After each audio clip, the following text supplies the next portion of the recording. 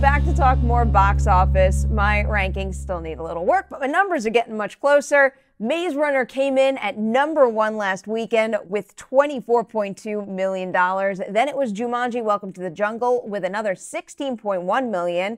And now here's where my rankings are off because I way underestimated Hostels, which took #3 with $10.1 million. At #4 was The Greatest Showman with $9.6 million. And then The Post came in at #5 with $9.1 million. On to this weekend now. I know that Winchester is the only wide release hitting theaters this weekend, but I don't think it's gonna crack the top 5, so I'm giving my #5 position this weekend to The Post. I'm going back to Hidden Figures with this one, and at about this point in its theatrical run, Hidden Figures was losing roughly 20% week to week. With The Post, I am inclined to bump that number up to about 25%, and if that's the hit that The Post takes, it's still going to make another $6.5 million.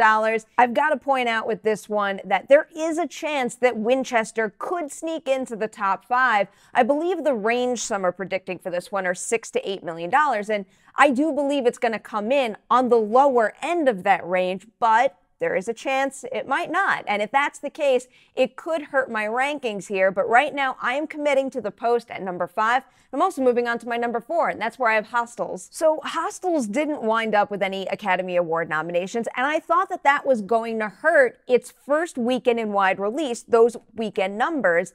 And that turned out to not be the case. So now instead, I'm going to focus on another movie that happened to have gotten, I believe, 2 Oscar nominations, and it had a similar run. It opened limited, and then in January, it went wide, and that movie is extremely loud and incredibly close. When that movie went wide, it made $10 million, which is similar to what Hostels made. So if I look at that movie's next weekend percent change, it's 30%. If I apply that to Hostels, it's going to make another $7 million.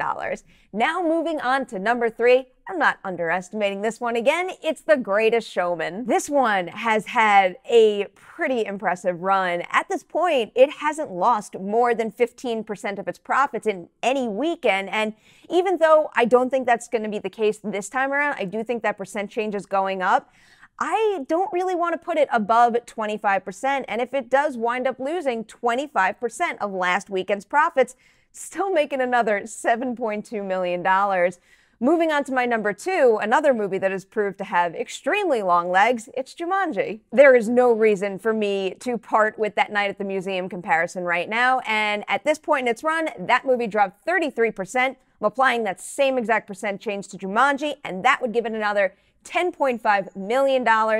And of course, that leaves Maze Runner: The Death Cure for my #1 2 weekends in a row. So with Maze Runner, I know that this latest installment didn't open as high as the second installment did, The Scorch Trials, so I'm a little hesitant to compare it to that, but just for the sake of looking at it, that movie dropped 52% in weekend 2. It was also a September release, which makes it a little difficult to compare. So just in case, I'm going to look at another franchise movie that opened in January, roughly about the same time in 2012, and that's Underworld Awakening. That movie also opened up with a very similar amount to The Death Cure, and then in weekend 2, it happened to drop 51%. So between those two comparisons, I'm feeling pretty safe cutting The Death Cure's opening weekend earnings roughly in half, and that would give it $12 million.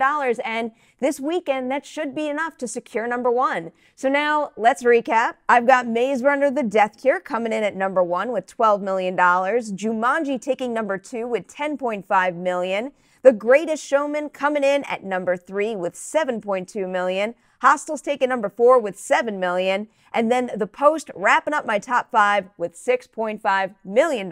So those are my box office predictions, but now, of course, I need yours. Hit that comment section below, share your predictions right there. And before we close out this video, I have a special Patreon shout out today. This one is going out to a newcomer this February Patreon cycle, and that is Stephen Garrow. Stephen, I am so happy to welcome you to the team. This guy is too, even though clearly he's hard at work on my computer right now. Thank you so much for your support. Thank you to everybody out there watching this video right now. As always, please like and share, and I will see you real soon with more box office predictions. Bye, guys.